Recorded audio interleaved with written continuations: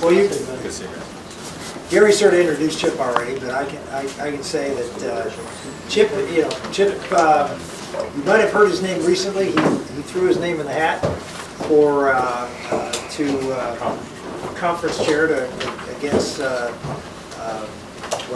Lee Stefanik, who eventually was. You want to tell that story, but look, Chip represents a state of Texas, a Houston area, right? Austin, Central. Austin. Okay, Central.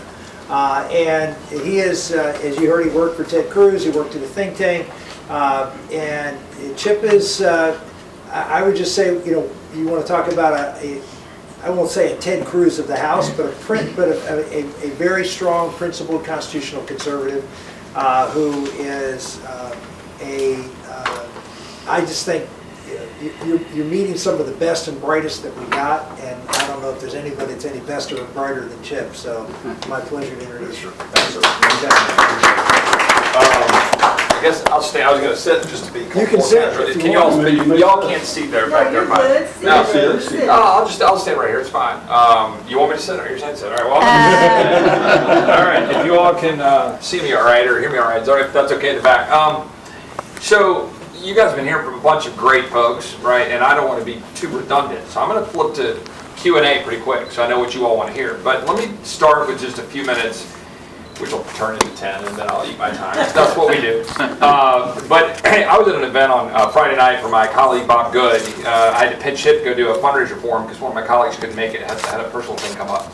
And I went to the University of Virginia, and so it was a delight for me to roll down. Bob represents Charlottesville, so I went down there. We share the fact that we both represent pretty much communist cities. Myself, Austin, and he Austin, and then he has a great conservative, territory outside of that. Same here, the whole country of Central Texas is very conservative. But we were talking, I was trying to figure out what to say, and I generally make it up as I go. I don't know how you do this thing, but I kind of whatever I feel like, right? It's kind of a bit spiritual, and whatever I feel called to say. And so on Friday night, what I talked about was. The question that I think we need to be asking ourselves is, in America today is, are we free? Are we truly free? And I raised that question on Friday night on a number of fronts. And I went through a list of items. I'll go through a few of them real quick here, not the same length I did there because I had the floor for a longer time. But basically just asking the question, are we free if right now, for example, we can't send our child to a public education system and know that they're going to be taught properly according to our biblical beliefs, that America is great, they're proud of their country, and to be taught the fundamental values of what we believe as Americans. And we can't. We can't do that in the vast majority, if not all, of the public schools across our country, right? They're not just, neutral, they're hostile to God, they're hostile to our faith, they're hostile to our country. Critical race theory being jammed in the heads of our kids, having two moms, two dads, all this garbage, right? And that there's not man and woman. These are the things that we're up against, right? In the school boards and so forth. But so the question is, are you free? Are you truly free in the United States of America? If that's the case, you're being taxed, kids go to that school, and they're brainwashed, or you have to choose to stay home and homeschool or put them in private school. Those are your options. They're taking your money, and then you're not getting anything out of it. Are you free if your sovereign nation is not truly sovereign and the cartels operate at the border and are running human beings for profit into, our case, Texas, but then through the country, with massive amounts of opioids, with fentanyl being laced into all sorts of narcotics going across our country, and our kids are then subject to that? Are we a free nation if we don't have a sovereign nation with secure borders? Are we free if the unborn are not protected, and we're incapable of being able to do that? If I'm on the floor of the House today, having to chastise Democrats for reversing the Hyde Amendment and wanting to have taxpayer-funded abortion, when we're having to go stand up for born alive protection, I mean, it's just the patent absurdity that we're even having to spend time doing that. And going down the laundry list of things. I've got a bill to defund the United Nations Population Fund, right, which the Chinese it's used to prop up the Chinese and their ridiculous policies that undermine life and all the issues we know. All of these things, are we truly free? Are we free if you can't go to the doctor of your choice, right? You have, all of you, I don't know, you have insurance-run healthcare, or maybe you have government-run healthcare, or some combination of the two. What you don't have is doctor-patient-run healthcare. How do I know this? Because none of us do. With a few exceptions of people who have dollars and go to direct primary care facilities and they go out into health sharing ministries and they end run the system. to the extent the government doesn't clamp down on that and prevent you from being able to do it, right? Which they often do. Sabrina, my legislative director sitting over there, is also my healthcare expert. We're working hard on that issue, but the point remains, are we free? I would suggest to you that you're not free if you can't go to the doctor of your choice, if the unborn aren't being protected, if our border's not secure, if you, how about spending? Are we free if we have $30 trillion in debt, the dollar's being undermined, inflation's going up, and we don't have actual control of our economic well-being because we've leveraged up so much debt? Are we actually a free people, if that's the case?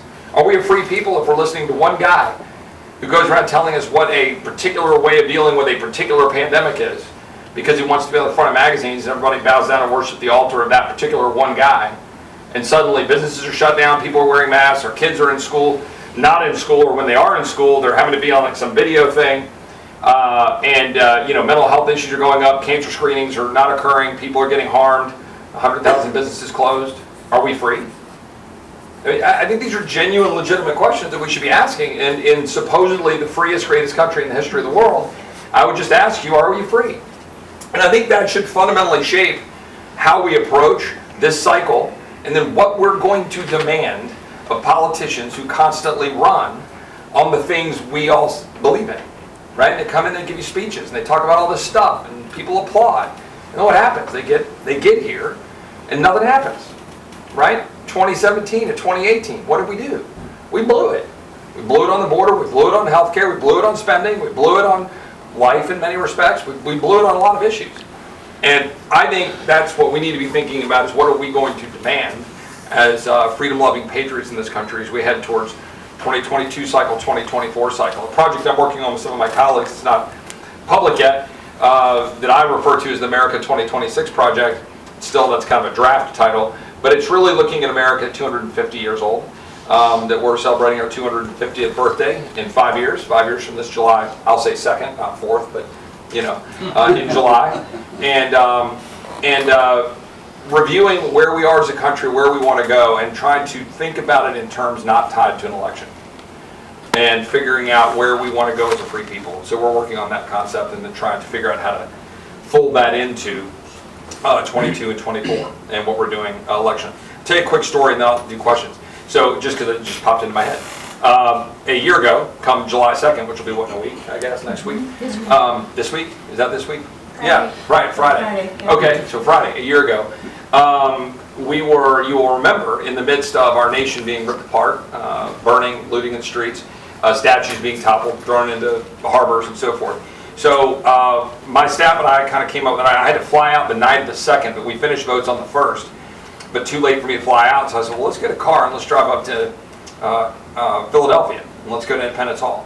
And so we just hopped in the car and we rolled up to Independence Hall, and it was Sabrina went with me, my then comms director, Bobby Donacci, and my current military, L.A. Ham. And we rolled up there, and I recorded a, 2-minute video or something in front of it to go put it out on social media, talking about the importance of Independence Hall, not as bricks and mortar, not as a thing to visit, although it's important and we should cherish it, but as what occurred there, right? What occurred there in those months in, well, really all the way through 75, 76, but particularly in July of 76. And then we went from there to Fort McHenry, and we recorded a video there talking about the Star Spangled Banner. We then came back down to D.C. and we did a video at the Jefferson Memorial, the Lincoln Memorial, the Teddy Roosevelt Island. We went out to that memorial, went over in front of the Statue of Washington, and then the Capitol, and talked about all these important institutions and why we were going to stand up and defend them, and why we were encouraging the president to stand up and defend them, because we should be proud of our country and proud of what we stand for, and not looking backwards in terms of revisionist history. We can study history. I was proud to grow up, and I grew up as a kid in Virginia, going to Harper's Ferry, Gettysburg, Mount Vernon, going all over the place, reenacting different battles and the John Brown raid and so forth. We learn history, and we learn our flaws as human beings. We, as people of faith, know how flawed we are. That's a whole other conversation, but we know that, and so we should be proud of our country and how great it is. So the point of the story in the Independence Hall was that we went up there and we asked the Park Service. We said, hey, can we go in? And they were kind of it was all shut down, right, because of the virus. But because I'm a member of Congress, they let the staff and I. So we were in there alone on July 2nd, hanging out there, and that's one of the coolest things I've ever been able to go experience. So we were the benefactors of the shutdown because we got the whole place to ourselves. But it was quite the blessing. What questions? What's on y'all's mind? Yes, ma'am. So I'm from New Jersey, and one of the very few blessings of this whole past year is exactly what you just said. People from New Jersey know they are no longer free, so they are bubbling up, and they are in the schools, in Yep. medical freedom, we are really bubbling up. Yep. Now, when it comes to legislators right now in the Capitol, you guys basically aren't free either. But I do have a question regarding, to me, the criminal justice reform was fantastic.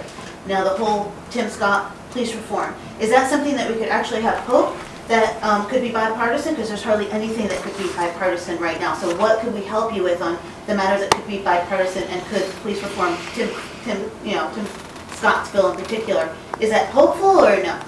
You know, I don't know the latest on what the lay of the land is. Obviously, you know what happened a year ago, almost exactly, right? It's about a year ago when, maybe July, Tim Scott, the House wouldn't even call it up, right? We couldn't even move it. And literally they just jammed through the Democrat version of, quote, police reform, which was basically all politicized, defunding, anti-cop, wasn't going to do anything to actually change anything for the better. I think Tim Scott's bill had some positive things in it. I'd have to go through piece by piece to say whether I agree with every piece of it. But I agreed with Senator Scott about the direction of where he wanted to go with it, and we should have brought it up and we should have debated it. Side note for 30 seconds. We got to return the House to actually be the people's house and debate and actually offer amendment. We haven't had a vote on an amendment on the floor of the House in open debate since May of 2016. That's a bipartisan problem. I'm contemplating, I haven't done it yet, I'm contemplating saying I will no longer vote for anything, no matter who brings it forward or how good the bill is, if I'm not allowed to amend it. The danger is I don't want to box myself out. It's like, by the grace of God, there was some great pro-life amendment or something that comes to the floor, because consistency in this town is never a thing. So maybe I can just violate my own position at that point. But we do need to have that. We do need to change the way things work. I do think there is needed reform in that front with respect to how we handle cops and particularly with qualified immunity. I think Justice Thomas, now, Dems wanted to get rid of qualified immunity, which is crazy.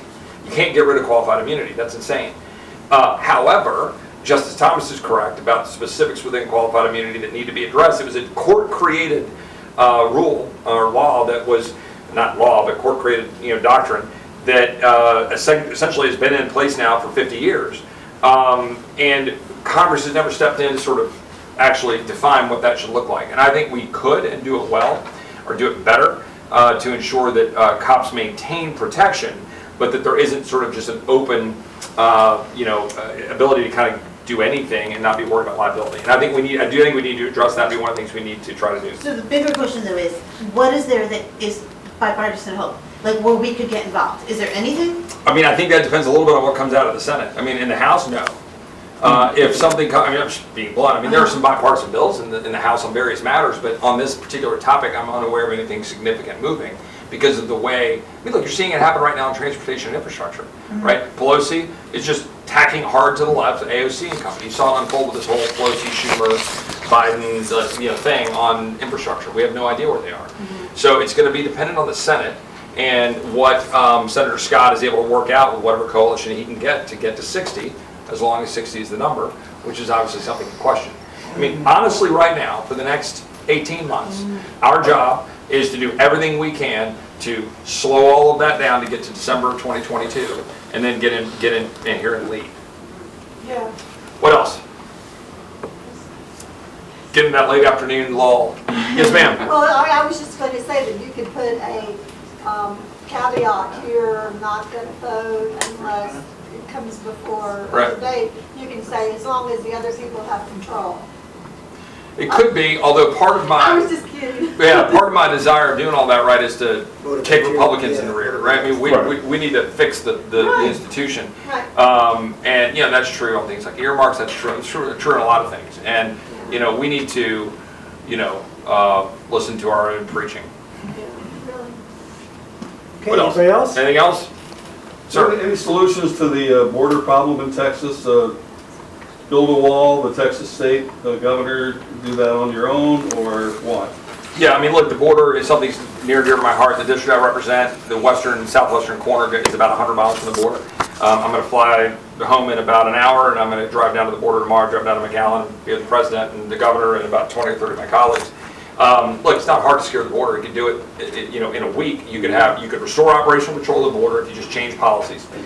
We could pass a handful of laws that would simplify and clean up asylum law, catch and release policies, what we call TVPRA, which is how you deal with kids and returning kids. You could do that like that. In fact, Obama even had legislation that they had proposed which would have cleaned up catch and release and asylum. Now we have the radical left who has a stranglehold on it, and they literally don't care that little girls are being sold into the sex trafficking trade. That right now today in Austin, Texas, there's a girl being run up I-35 who's going to be taken somewhere and put in child pornography and put into the sex trafficking trade. And we know that. We know it. It's happening right now as we speak. And a lot of young men being put into essentially modern day slavery, into the human trafficking trade labor. I can't, however bad you think it is, it's 10 times worse. It is that bad in terms of the cartels having operational control of the border from the Gulf of Mexico all the way to Big Bend. They do. The cartel Jalisco New Generation absorbed 2 of the main cartels down there, and they are one of the more dangerous. And they're bringing a lot of the things, when you watch all these narco terror things and HBO and all that stuff, they're bringing a lot of that up to right on our border and into our country. It's happening in real time. The Texas governor is doing the best he can with limited resources when it's fundamentally a federal responsibility. And I think Texas is going to have to keep stepping up, and I'm glad Governor DeSantis sent some resources, and we need to do that. But we need to rattle and rattle hard because it is not that we lack the ability, it's that we lack the will. And we're going to keep hitting it hard. I just offered an amendment to strip out the $5.7 billion of 1,400 earmarks out of the transportation bill and say, let's build a wall. Of course, that'll get rejected, but we're going to keep messaging it, right? That this is something that's, why are you going to go do these pet projects for city sidewalks in somebody's home district when we've got a border that's wide open? Build a wall, clear the cane and build roads along the river. Fix asylum, fix catch and release, and then reinstate our Title 42 policies with respect to the pandemic and being able to use those, as well as return to Mexico policies. If you do all of that, you're going to have pretty much a secure border, and particularly once you get the infrastructure in place. Yes, sir. It just sounds like, from my perspective anyway, that our loyal opposition prefers the chaos. They do. Of course, yeah. There's literally there's no other explanation for it. I say it on the House floor all the time. They never challenge me. I've offered to debate Kamala Harris anywhere, anytime. I mean, she finally found her way to El Paso on a trip pit stopping to LA, not actually going to the border, and by the way, missed the target by 750 miles, because McAllen is actually where the crisis is. So she pit stops there, goes to LA. And so I challenge her to debate. They won't debate it. I go down to the floor. I tell anybody, come on down. Let's talk about it. They won't do it because they know they can't. There is no defense to what they're doing. They'll hide behind it and say, well, it's about the migrants and asylum and they're fleeing El Salvador and Guatemala. Guys, that's not asylum. Like most people here, I assume, are people of faith based on the group as I understand it. We don't want people to be abused. We have a big heart for people who are being persecuted, which is what asylum is for. Every migrant that I meet with at the Rio Grande, and I go down to the border, like tomorrow, I'll go do all the dog and pony show stuff with the president and Sean Hannity, great. But at night, and I rarely do this thing, but tomorrow night I'm going to go down the Rio Grande. And I'll go drive down and sit at the river, and I'll wait for migrants to come across, and I'll go talk to them. And I talk, where are you from? How old are you? I can pull my phone out and show you a picture of the 7-year-old girl that I talked to, who had a phone number written on her arm, had no mom, no dad, no uncle, aunt, no brother, no sister. She was by herself. This is happening in real time, right now, if we go down and talk. And so, this is, it's a humanitarian crisis, and we use that word, but I can't overstate how much that's true. And we should want a secure border for the betterment of our country and securing our citizenry, as well as what's good for the immigrants who seek to come here. We allow a lot of people to come in here legally, and we should. We should give people a path to asylum. But this broken system, there are signs that say asilo on trees next to the Rio Grande with an arrow pointing to the processing center. And they come up and they go and they try to find it. When I was there at midnight, there was a group wandering around lost. I literally drove my truck with lights to guide them over to where the processing center was. This is a solvable problem, but the Democrats don't want to solve it. I think I'm about to get the hook. One more question. Oh, you had mentioned infrastructure, and I was just, this whole brouhaha over the weekend with Biden saying that they were going to ram through all this all these liberal wish list things. Why are y'all going to vote for that? Are you going to vote for the one bill if they're going to put all this other stuff in a bill that they just ram through without any bipartisan Well, I don't vote for anything in the House of Representatives right now. I don't mean that flippantly, but there's literally, it's just nothing to But I mean, I know it's the Senate, but the Senate, so what happened, right, the Senate was allegedly working to cut a deal. The people who were working to cut the deal, by the way, were not your conservative warriors in the Senate. And so they're cutting a deal, but then Biden, who came out and said we got a deal, allowed Pelosi basically to kind of step in and go, oh, no you don't. You're only gonna get that deal if you have reconciliation with all this liberal garbage. And then Biden said, oh, yeah, okay, yeah. And then kind of backed away from the deal. Then he kind of came back away from the veto threat, so nobody knows what anybody's gonna do right now. That's the thing. This is the problem. I actually say, thank you, Lord, 18 more months of chaos Confusion. and the inability to get stuff done. Yeah. That's what we want. Right. I agree. All right, Thank you, Chip. thanks. Appreciate it.